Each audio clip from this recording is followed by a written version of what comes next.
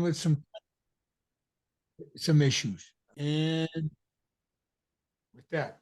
All right, Mr. Jeff, good to see you.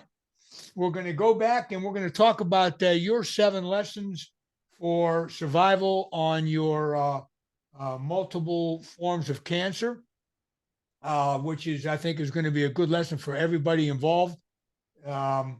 Anybody listening to this, it's principles you can apply to anything in life.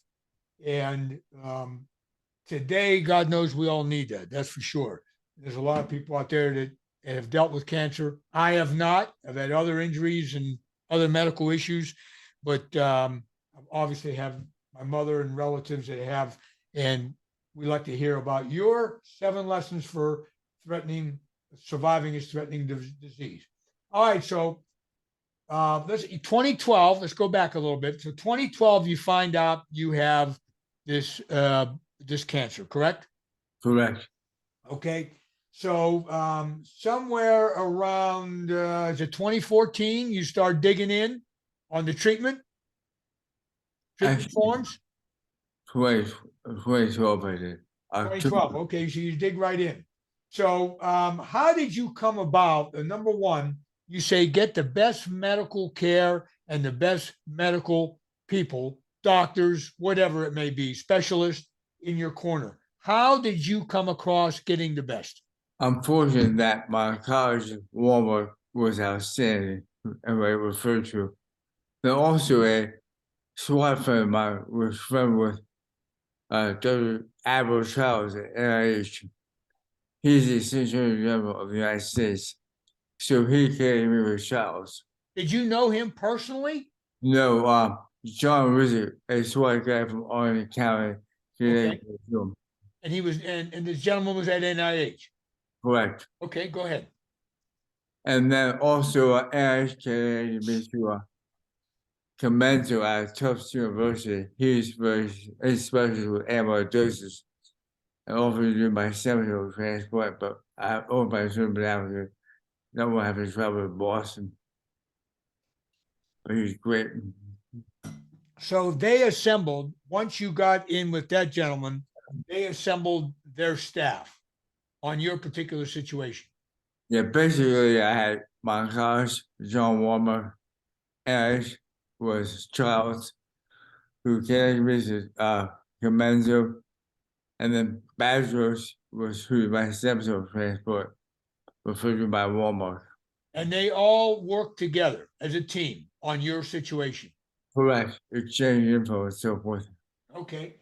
So so the first lesson for Jeff Nyce, former Montgomery County SWAT commander of many decades, is get the best medical care you can. Now, of course, that's not always possible because some people don't live in the areas where they're not near NIH. You know, you happen to be in that DC area, which is, you know, pretty loaded with, you know, those type of professionals. Now let's go from there. Now, so they give you a roll call list of what you have to do. Right. Number 2 on your list is patient responsibility. And Jeff, I gotta say, you have a quote in there somewhere about you were old school and you're reluctant to change a little bit. I don't know if I agree with reading your book several times now. I think you're just the opposite. I think you did pretty good in getting up on the ladder, what they told you to do, and then you, as a soldier that you are, you picked up your responsibility and you carried on. Am I right? Correct. One thing I'll share with you, when you have a diagnosis of 2 terminal diseases and no cure, you have a choice to make. You wait to die or choose to live. I chose to live. And on that, I find this very interesting. Were you always like that? Were you always like that? It's interesting. SWAT gave me a lot of disciplines. I feel Go ahead. the disciplines I learned SWAT help carry over my mindset to do these things. Okay. Okay. So have you ever heard of the term Bushido, the Japanese samurai code? I've heard, but I don't know what it means. Okay, well, that's all right. It's a code of the written. There's various versions of it. But the bottom line is that a warrior, and I know that there's people out there today that are going to, when they associate they tried to take out a couple of years ago, recently, nationally, take the warrior out of being law enforcement. Well, for all of our listening audience, okay, you want to take the warrior out of law enforcement. But this gentleman and yours truly, we all started out in patrol. We all started out, that's the equivalent of infantry. And then we branched off and go into our specialties. The warrior, you could be a school teacher and be a warrior. You can be a violin player, world class, and be a warrior. That just means you take on your profession with the grit of discipline, SWAT, like you said, physical and mental training. You educate yourself and you apply that to whatever your craft is. So for all of you out there, they're going to send something that, wow, cops can't be warriors. No, it's not true. It's not true. Just the opposite actually is true. But it has to be under control, of course. So Bushido, to sum it up, Jeff, is living with, and that's just not me, this is Bushido, living with death 1 inch from your forehead. So we talked in our last part about, did you realize, and I'm sure you did, I know it sounds kind of ridiculous for me and you to talk this, but could you be killed any day in the line of duty? Of course, absolutely. It's just a given. It's just, you just go and do your job. But you applied your patient responsibility and you got your discipline from your training in SWAT. You always, I think we touched on it in our last part, you always ate good and clean. You always took care of yourself. And did you come to Montgomery County PD with that already in place, or did that develop as you targeted getting into the specialty unit of SWAT? Most was developed through the police department. Through the police department. Okay, interesting. One thing I will share with you is that Sure. I was on death row step with these diseases. I believe every man is on a legacy.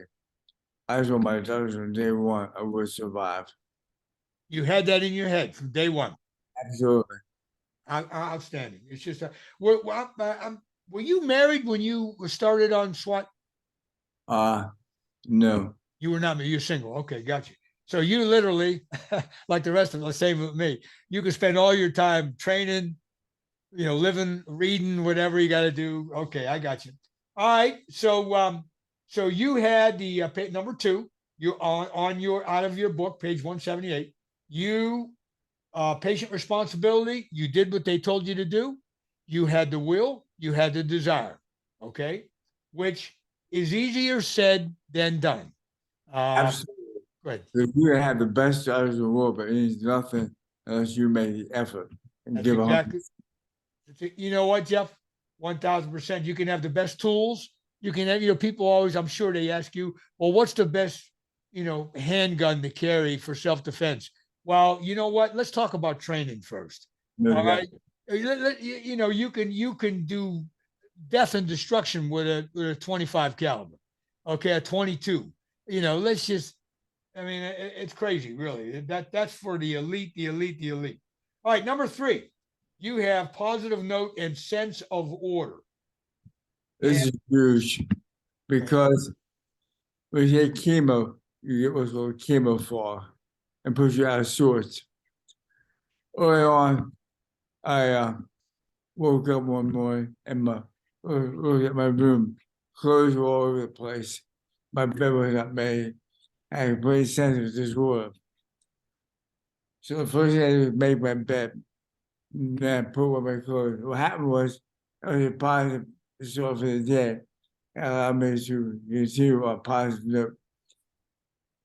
What's interesting is Admiral Craven and Ava Seal, 2 years later, gave a speech to all my Texas University. It's all about the importance of making your bed, how it leads to make positive accomplishments thereafter. I couldn't agree with him more. The guy is absolutely amazing. He probably lived his whole life until 2012. Let me. You're talking about the admiral there at the University of Texas commencement speech, correct? Correct. And I have listened to that while training and before we even spoke, Jeff, and how simple it is. But again, for our audience and for my own edification, were you always like that yourself prior to at that level of getting up whatever time of the day it is? Let's say minus getting ready for an ops. Yeah. But I'm saying your daily training, your daily getting up, were you always precise on the money, hit the deck running? I always did my, and I always made a bed. I started that in 2012, one of my chemo. Ah, very interesting. Okay. Well, you flipped the switch, my friend, and that's hard to do now. I'll tell you, my experience is when you focus on everything, and you chime in here, when you focus everything on this one circle, right? Which in this case is your survival in 2012. And I'm asking you because I have my own reasons for this, and there's other people. You know, they talk about balance and all this stuff these days. I'm using a nice word, meaning your professional career and your personal life and all that. Please, somebody, Frank Sinatra, these guys behind me right here, the Rat Pack, somebody tell me how you become the best at what you do when you're all in and you have this balance. How do you do that? It's not possible. You have to be up to your eyeballs 100%. Am I right or am I wrong? Right. So when you in 2012, Jeff, when you were starting down this horrific road, I don't know what other word to use. I mean, it's just tough because now you're dealing with you. You're looking at yourself in the mirror on a survival. Like, am I going to live through today? Am I going to live through this freaking chemo? In your life, did you shut out anybody? I mean, I know it's kind of personal to ask that, but did you have to close the doors? I know you had your SWAT buddies behind you. Go ahead. I didn't close the doors. I simply focused on my task, which was survival. Okay. And everybody has supported me and played off me. My wife made an interesting comment years later. She said, I knew I just had to step to the side because you were be so focused on your task to get this done. So I just kind of support you from the side, so to speak. And your current wife, which you were married in 2014 on Valentine's Day, Right. that's a hell of a story right there. In a snowstorm or something in Montgomery County. The For everybody listening, Jeff, and I believe she was on the job or she had retired from Montgomery County. You know the job. She was on the job, and she was with you in 2012, obviously, Right. and uh, a Montgomery County Sergeant Sheriff in charge of the courthouse, which was closed because of the inclement weather, Yeah. got it underway for you and yours, and in your small circle, and you got married. That's pretty. And you were going through all your treatments and everything, correct? Yeah. Wow, that's something. All right, so let's go on to the next one, which is, and this is my saying, the rock bottom of anybody's life. I don't care if you're a concert level violinist, is physical PT, physical training, and exercise. You don't, and I want you to expound it because we knew each other when we were training at the Dynamo Gym back Yeah. in College Park. My goodness, Lord have mercy, probably 40 years ago. Okay. And it was just a given that everybody did that, but that's not true. It's not true. Go ahead. And I'll share two things. First, relevant to exercise, the disciplines that you establish there can carry over to anything else. Business is that what makes you be successful in all aspects of life. Joe Rogan, Jocko Willink, if you know him or you don't, Dave Goggins, Jack Carr, Mike G, Mike Glover.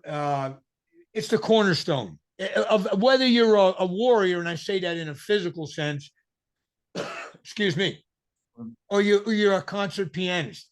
It doesn't make any difference. It's you developing you. And you Now, go ahead. one thing important, when you're ill with chemo, every day I woke up, I have a headache, I'm nauseous. What I found is when you 30 minutes of exercise, and even walking at a quick short pace, that nausea feeling goes away. My head goes away. I come up with a chemo fall. That's what every day I exercise. Did Now, Jeff, let me ask you, let me step in for everybody to hear. Did you do your workouts, whatever that was at that time? Did you do it before chemotherapy or after, or both? well, I've been training my whole life, but my point is, I don't after having chemo, that 30 minutes of exercise would take that nausea feeling headache away. I've theorized that maybe it's the endorphins released from exercise that makes you happy, get peace of mind. But who knows? Very good. There's no question about it. Do you have your book right there? Yes, sir. Okay, on page 180. On page 180, you have for everybody, and I suggest everybody get this book on Amazon. On page 180, it looks to me like you start off at the top, training achievement, run 5 days, wait 5 days. Down, you go down to the bottom, and it says today performance. Could you explain that? Is that how you changed and adjusted? How you went through your physical training and your walking, then what you could do? Yeah, my cancer and also cardiac amyloidosis, which destroys my heart, Okay. also leaves me out of breath. You know, it makes me out of breath somewhat when I talk. So you couldn't run. I can't run, but you should walk. Now, Oh, okay. lesson learned from me, you know, I was real high intensity athletes at one time. So it's frustrating not being able to run. But the lesson learned is that there's actually great benefits of walking as well. So go ahead. So I walk at whatever pace I can, averaging 20 to 25 miles a week. Wow. Now, what'd you weigh? Did you lose body weight? Because you were about 165 or something? Correct. And 165, then went to about 155 thereafter. 155 during the chemo, because you're walking 25 miles a week, my friend. That's a lot of calorie burn. 5'8", 155. 155. Yeah. And wow. Okay, so this program here, so down at the bottom, squat 225.5, or up top, you're doing 51 reps, which is mind boggling. You went from a bench of 315 for 3 reps and 1 set down to 155, which was body weight, which is still good. The average person cannot bench press their body weight, and 10 reps in 1 set. So is that because of you lost the strength? Yes, combination of losing strength. Also, I've had 2 rotator surgeries. I've been down that road. That hurts you have a body strength. When did you have the rotators? Before or after all this? One was during SWAT, one was after SWAT. As Fate had it now, and I have both rotators torn again, both shoulders. Do you have your original shoulder joint? You haven't had shoulder joint replacement yet? I have not. Can you go through a surgery now, an orthopedic surgery? Can you go through one? They say my right shoulder has to be completely replaced. You can't repair the tendons. So right now, if you had to go through another one, you could tolerate it. Your body can tolerate a surgery. Correct. How did you? And we're going to go on to nutrition next. How did you deal with COVID, the COVID years? I look at COVID as kind of like the flu. It's always been out there. Did you get COVID?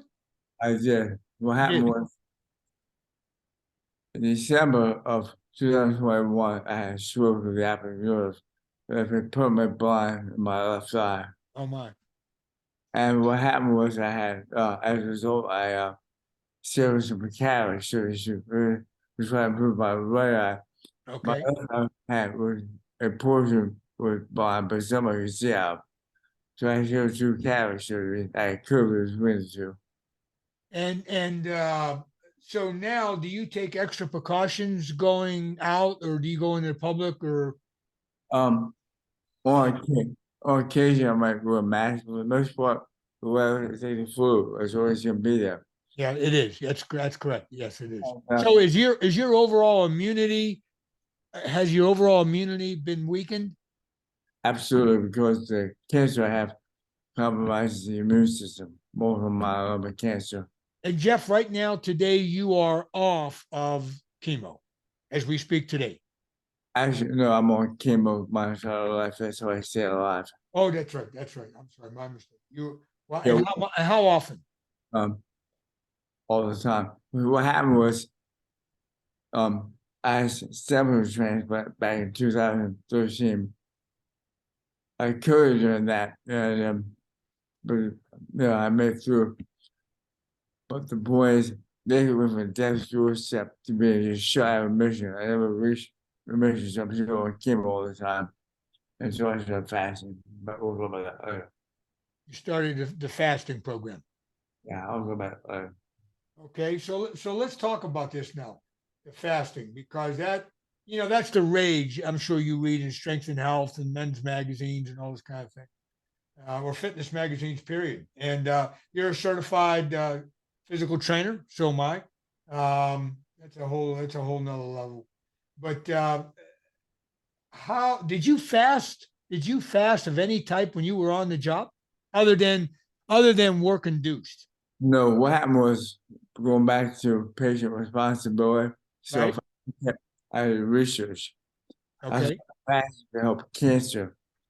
I had been on chemo for 5 years. I felt like I was chemo for and I needed to get out of it. Did So you found this research on your own, or did one of your doctors I researched it. you researched it on your own? Okay. Patient responsibility, yeah. Under that, fasting wasn't all that popular. It really didn't come into play with fitness people anyway, or anybody for that matter these days. So my research, I look at credible sources, Edge, Mayo Clinic, and others. And what I learned was that fasting can, in some ways, prevent cancer from spreading, and help with chemo treatment. So what happened was I never achieved remission. I was shot at remission. In 2017, I experimented. I also made, I fasted 12 to 14 hours every day for 3 months. First time ever I went into remission.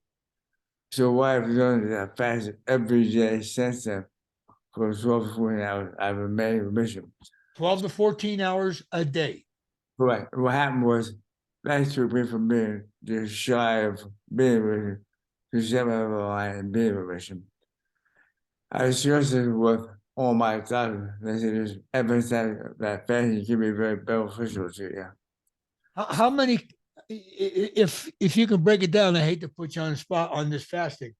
You get all your calories in before you start your fast, period. Correct. For How many example, calories are you on now a day?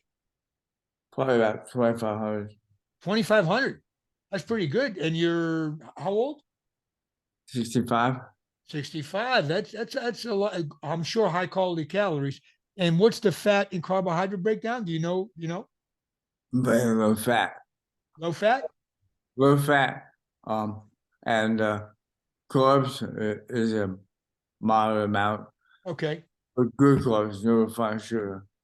And you get all those calories in at 2,500, which is interesting. That's a lot of calories. If I'm 5 years older than you. If I took in 2,500 calories a day, I'd look like the Michelin Man.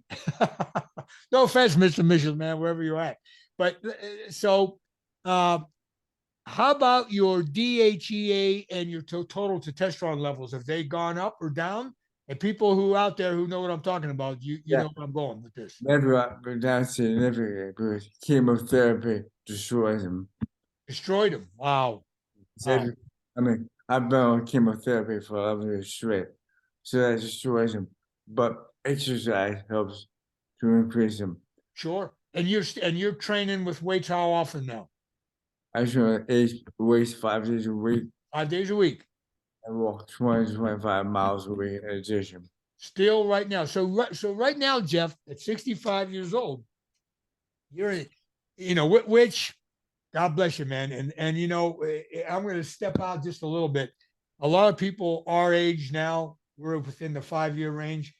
And let's just say different walks of life, right? What's the first thing if they haven't been taking care of themselves? they start getting the gym membership. They start training all the time. And I say, where were you the past 40 years? You know, you wouldn't be in this position if you didn't take care of yourself then.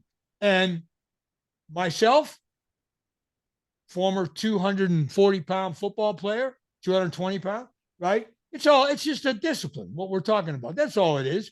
You don't need to carry that weight anymore. You know, you just look at yourself in the mirror and get with the program. I know, some people can be turned off by that, but it's just self-preservation, man. And you take care of yourself, you take care of your family, take care of your SWAT brothers, anybody. Go ahead. I'm sorry. Is we gotta share more about nutrition. Yeah, absolutely. Go. So what happened was my mom died of ovarian cancer in 2012. Okay. I learned a lot of lessons from that. What I saw was she had gaps in treatment. Every time there was a gap in treatment, her health went south. Um, So I decided I would never have a gap in treatment. how old was she, Jeff? How old was she when she passed? 72. 72. Okay, go ahead. And Was she a healthy woman prior to that? she was. Okay. So what I learned was that there's gaps in the curve. Sometimes people can't tolerate chemo or the labs on the sink. So what I decided to learn about the labs on the sink. So I researched. As my labs deteriorated, I improved them through nutrition. For example, Okay. players drop below. I learned that omega-3s can increase your players. I ate salmon for 2 weeks straight, once a day. My players came back to normal. Very good. My AST, LSD, and alkaline phosphate all related to liver function while out of the norm. But by taking taking water and lemon juice, they all went back to normal after 2 weeks. After 2 weeks, 3 weeks. 3 weeks. Okay. What's And- good? Go ahead. What's supposed to go about lemon juice and water? It keeps your glucose levels steady. That was you burn fat as well. You burn the fat as well. What were you taking supplements all through your career when you were quote unquote healthy before 2012? Were you taking B complex, whatever? What were you taking? I should don't want to put words in your mouth. Yeah, pretty much a multivitamin. Okay. At one time, I took creatine monohydrate. Creatine, yeah. Okay. But I stopped because it was very worse as it hurt my running. However, what agree. I found in the latter years here, I've said it again. And so it was used at a low phase. I don't do that. I want to say it before my workout. That's it. That seems to help me. No, what do they call it now? TRT, no testosterone replacement therapy? None. Well, Jeff, you look your body fat. I mean, I'm just looking at you through the camera here. You're pretty lean, brother. You for a 65-year-old man, you look to me like you're maybe 10% body fat. Maybe. For me, it's very easy because I also walk 20 miles a week. I burn about 2,000 Oh calories. yeah. Oh yeah, definitely. In addition, for me, I always felt eating healthy was very easy. Simple choice. Is this or is that? A simple choice, no effort. That's right. Exactly. I'll tell you what, my friend, not to tout myself, I'm pretty disciplined in the eating category and nutrition myself, but I have to say I do go off every now and then. Yeah. Whether it be, a homemade apple pie or, homemade pizza. I never had that cheat there, remember? People everyone. Yeah, right. But I have to say, and I'm going to quote Jocko Willowlink on this, wherever you're at out there, Jocko. I emailed you. How come you haven't emailed me back? But anyway, discipline just steps in. The big D word. If I'm working late on my desk over there, and I'm sure you're the same way, and I want to go into the refrigerator, which there's not much in there, and stuff my face with friggin' chocolate chip cookies, the big D discipline just comes in and says, no, you're not doing that. That's all there is to it. It's not worth it. And at our age now, it's definitely not worth it, but you don't have to worry about it, brother. You got it. You got it going on, man. Can I share with you more things related to nutrition? Please go for it.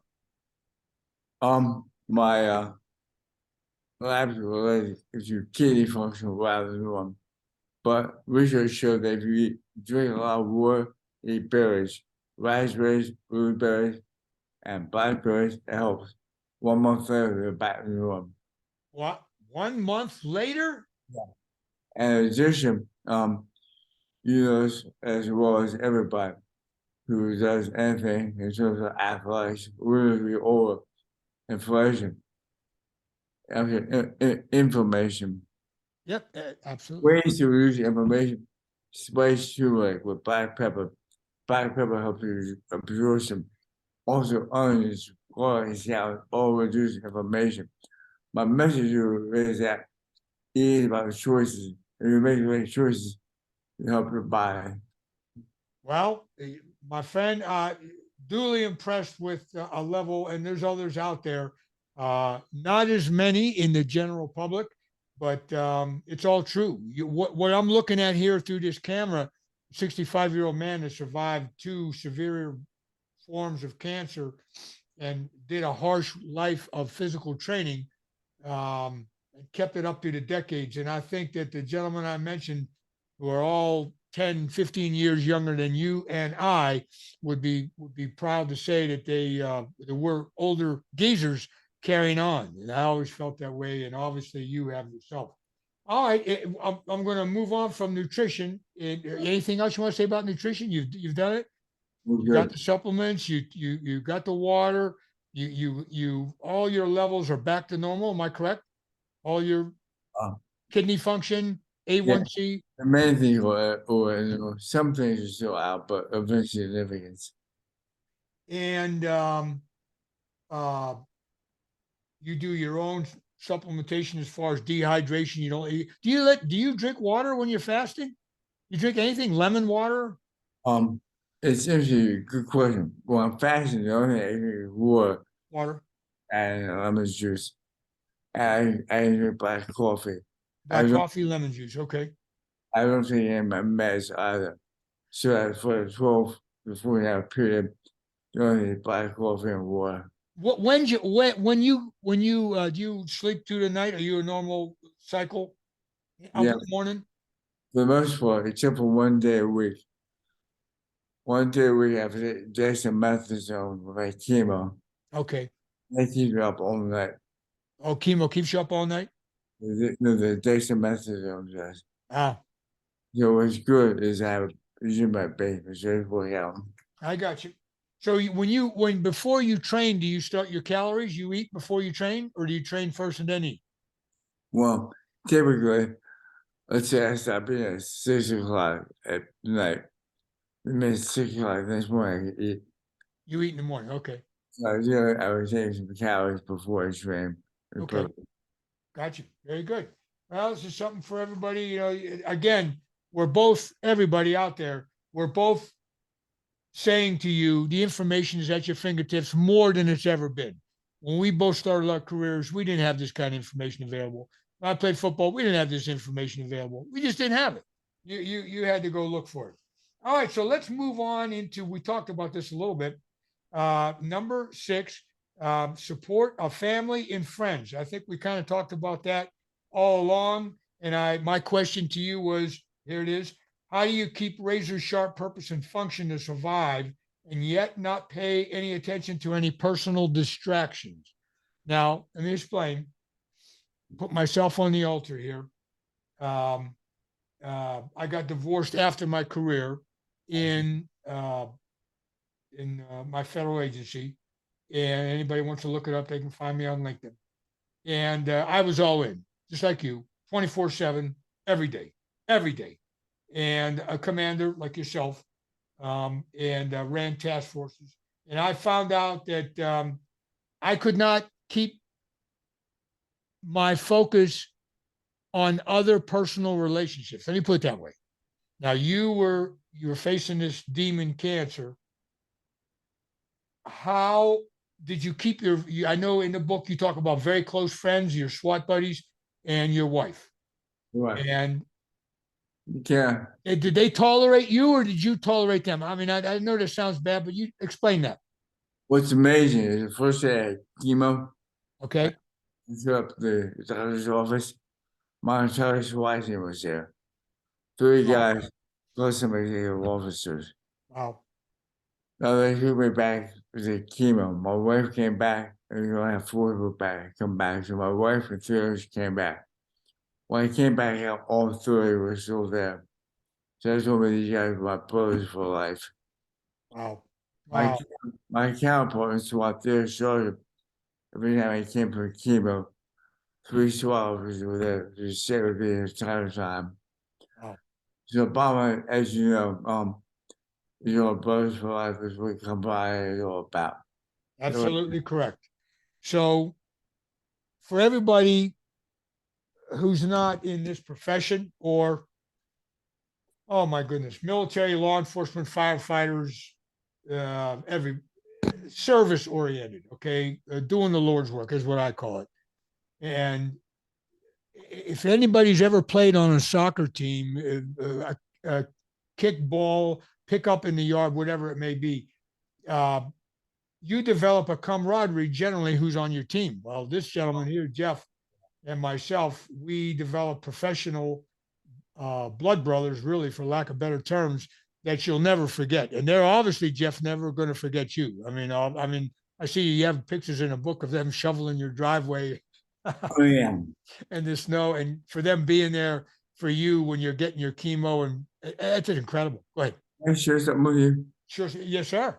You have Actually, the book right there. I'm sorry. I have the book right here. You go page 166. 166. Stand by. I go to page 166. Go ahead. You'll see a little portion highlighted there. Now what happened was in 2015 I had a stroke. And you know about help. I was off the department at the time. But the entire team showed up at the hospital for me. Wow. And then the commander of the team, Brian Drummond, he bought a book for me. That's his name, Brian. Right. Let me read this to the audience. This is Jeff. It's on page 166. Jeff, I thought it was only appropriate that I give a true warrior a book to read about another warrior. Very interesting. You are the strongest individual I have ever known, both physically and mentally. This book reminds me of you. You are my real life Louis. This, this stroke is nothing more than another one of many obstacles that have been put in your path. And for everybody, Jeff had a stroke after he started his procedure for cancer, correct? Correct, Cool. Jeff? Right. John? And in your path, you have defeated. Keep your chin up, continue to fight and preserve like you always did. I love you, my brother. God bless you, Brian. God bless Brian. You're talking about the one they made the movie on, The Runner. Right. Unbroken. The unbelievable story. The name of that was what? The name of the movie, the name of the book is Unbroken. Unbroken. Outstanding, and which is a true story. Hey, Jeff, I'm sure you're already doing it. If you're not, and hopefully people will get to hear you out there. There's many people in all walks of life. Again, I say to everybody listening, this is just not for cops. It's not for SWAT guys, not for special ops guys, not for federal agents or anything of that nature. Firefighters, school teachers. I mean, what a job that's supposed to be, right? I know there's all kind of political issues going on today, but you're giving your kids up to somebody to have these little minds be trained for life. But you clearly a role model, which takes us into spiritual beliefs, my friend, which is at the end of your list here, number 7. So let's go in and let's ask Jeff, even though you didn't go to church, do you practice any form of religion? If I may ask. I believe in the Lord Jesus Christ. And every morning I start my day with a prayer from the Bible in front of me. Did you read the Bible when you were on the job? I do not. Okay. Did you have the same basic beliefs when you were on the job? Absolutely. Did everybody, did you ever, what a prayer breakfast, did you ever hear that term? I have. Okay. Did you have prayer breakfasts with your teams? I did not. Okay, interesting. Well, you did it. Well, you know what it is then. Prayer breakfast, you get everybody together, kind of like right out of the Bible there. And I used to do it on a regular basis, but I have to say that I found that today people aren't so, what's the word? They don't want to come together. I can tell you, they just don't want to come together and do those kind of things. They I just don't. have to tell you probably why it did not occur. As you know, we early morning raised about 4:30 in the morning. Well, right after we ready, guys always want to go and eat. And Yes. instead, I would go and work out. Also, you have to work out and the privilege to eat. So that's why I never have prayer breakfast. Did everybody hear what my man Jeff just said? Is a privilege to eat. You know something, my friend? There's one other gentleman on my former agency, okay, who we were training at Quantico. I won't mention his name. Hispanic gentleman, built like you, uh, tough as nails. And I remember we were on the range training hard at Q Town and Quantico. And somebody came and said, hey, it's time for lunch. And you know what? He turned and said, lunch is a privilege, my friend. I love I'm it. not done with my work. Wow. I'm telling you, and I stay in touch with him on LinkedIn just every now and then to touch base with him to make sure that LinkedIn is how you said it. And because those kind of people, you remember that forever, man. You just remember that forever. And you would go after an operation and you would go train. Go right back into training. And eating is a privilege. It is true. Eating is a friggin' privilege, and we're all eat too much. Well, not you.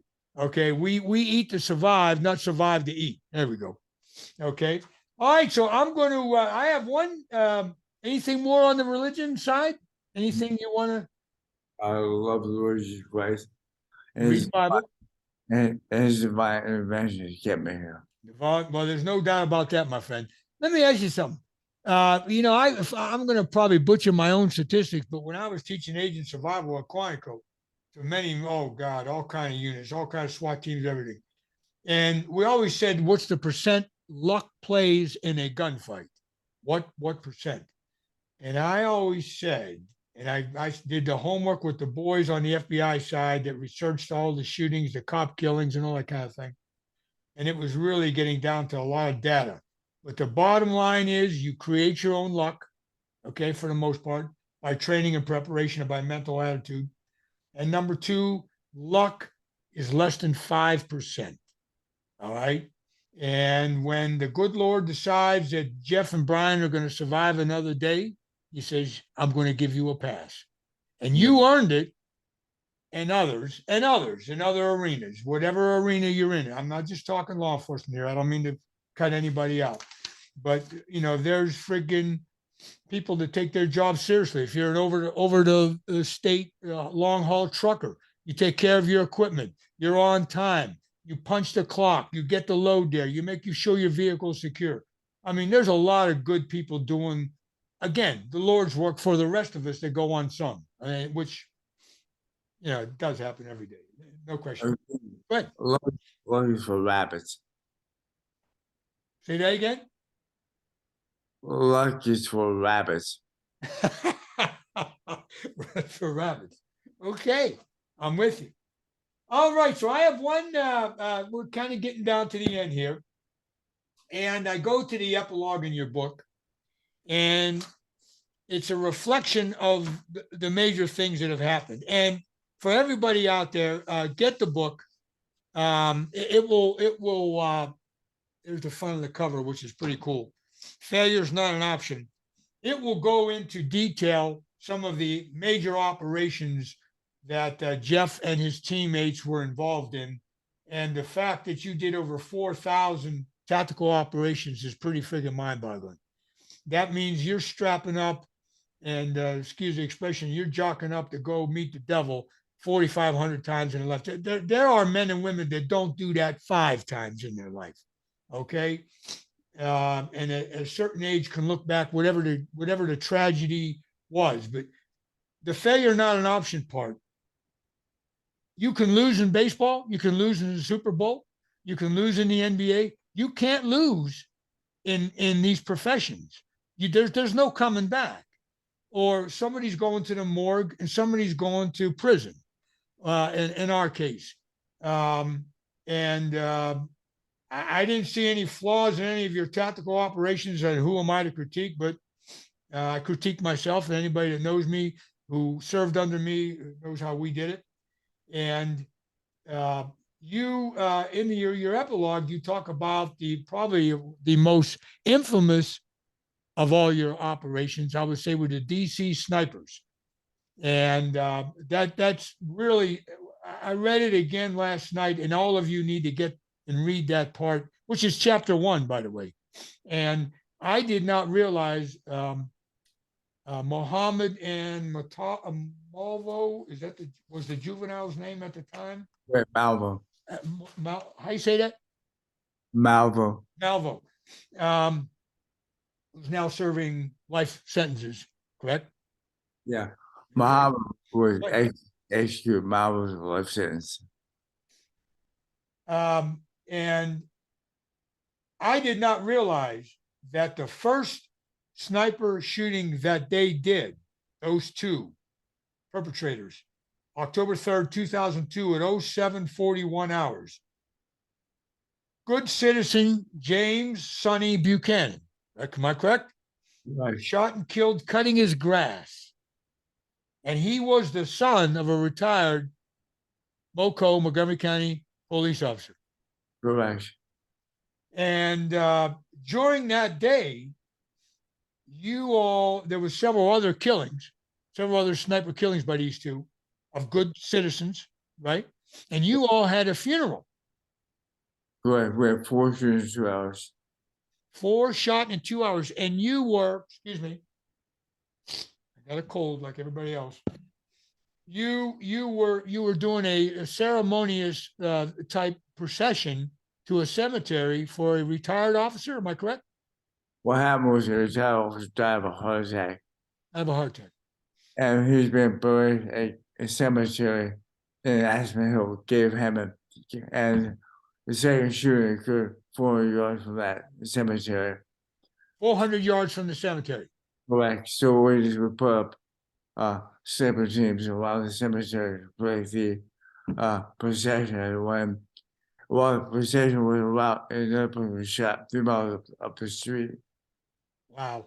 Wow. That's for anybody involved in any type of operations. Number one, putting on and this officer that died of his heart attack, Jeff. This was a typical ceremony for law enforcement, right? Right. A full procession. So officers were coming from other jurisdictions and the whole thing.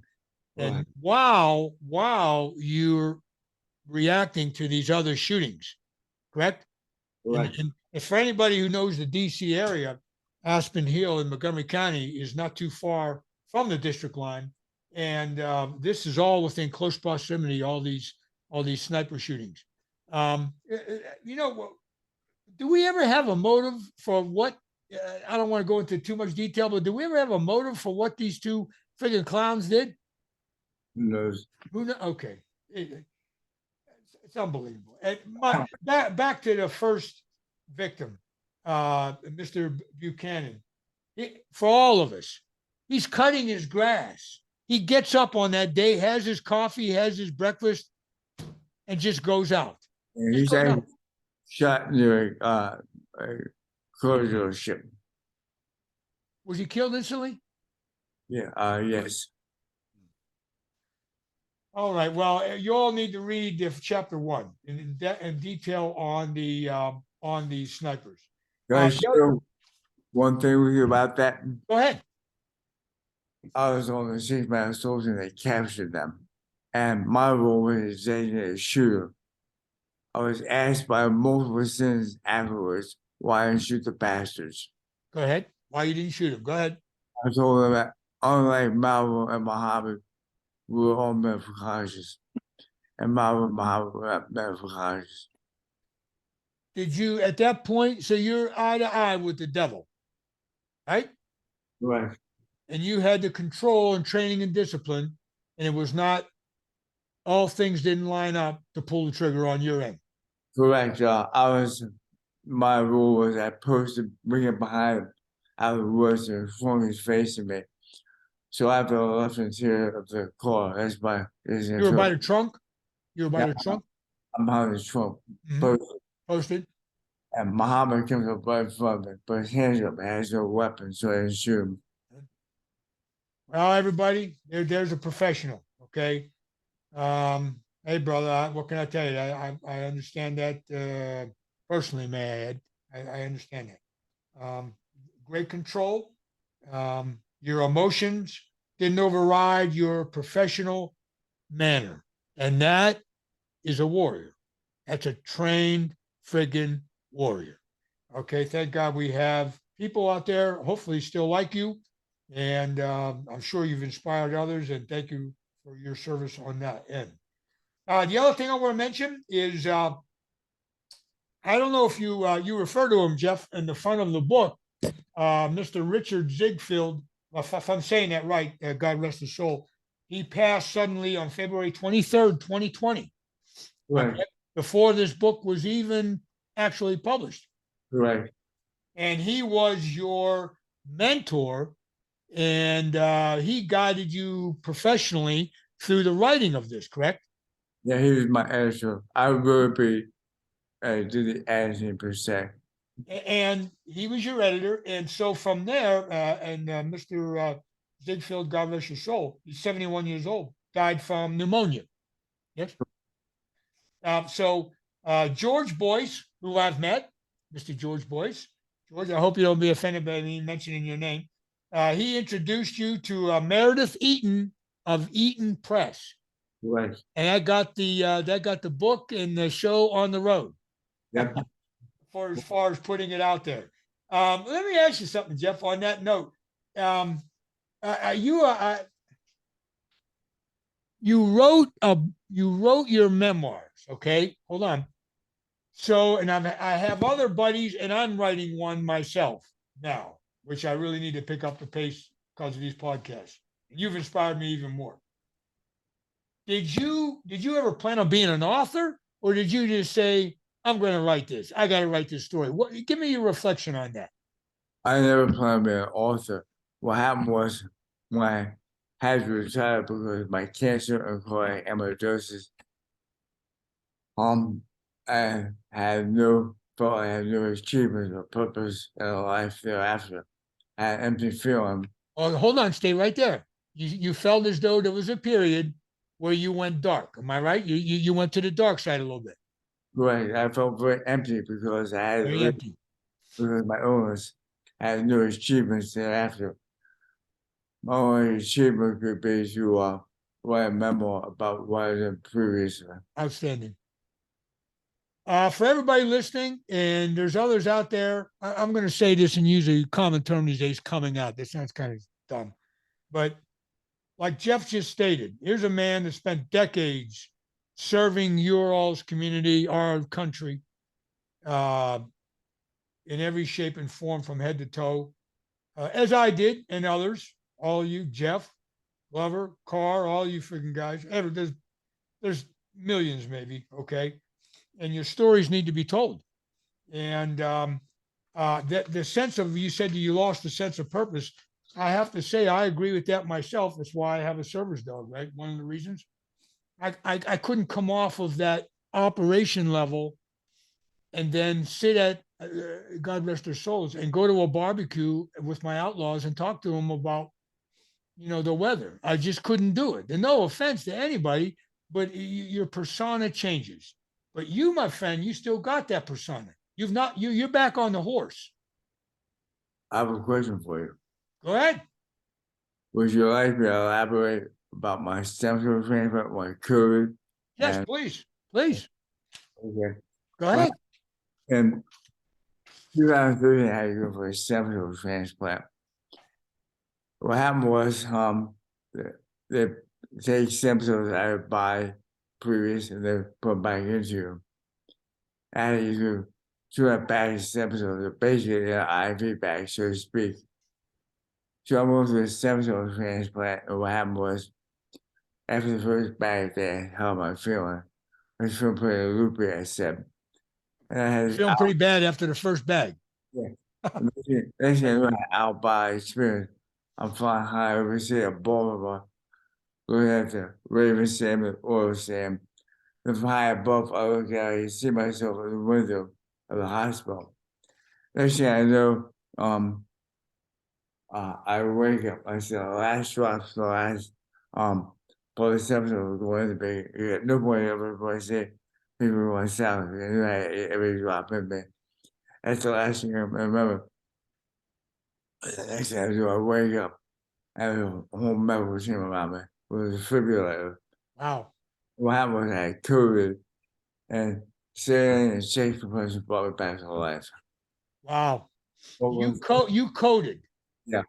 And do you so when you coded, you come up out of this, they get you out of it, and you say, who's there? Well, what happens is I got transferred to ICU, I see you. and the next day I'm back in the my regular room. Your regular room. And one thing I also wanted to do after my septic transport was one of my favorite movies of all time was Apocalypse Now. Publix now. And my favorite scene, Robert Duvall.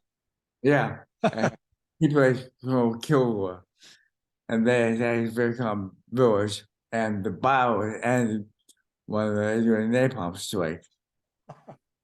What's funny is my team knew that was my favorite movie, and 2 months prior, they got me a calf hat. And then, The cavalry hat. yeah, The so second someone cavalry. wanted to do that day after my stepson family. Because Duval, his famous was his own one day on the beach. He said, I love this boy, they pops and boy. It's sort of like victory. So I brought his outfit and the air calf hat. Put it on, brother. That's what I want to see. That's what I'm talking about. Look I, at you, man. I got it. I was on my knees, and my wife took a picture of me. I said, a picture with a caption of the team with this. I said, I love this boy, stepson of the boy. Smells like victory. Jeff, I tell you what, for everybody in the audience, and I have one final question. We're about up where we should be on time.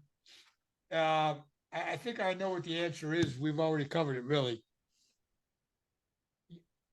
This is an amazing story.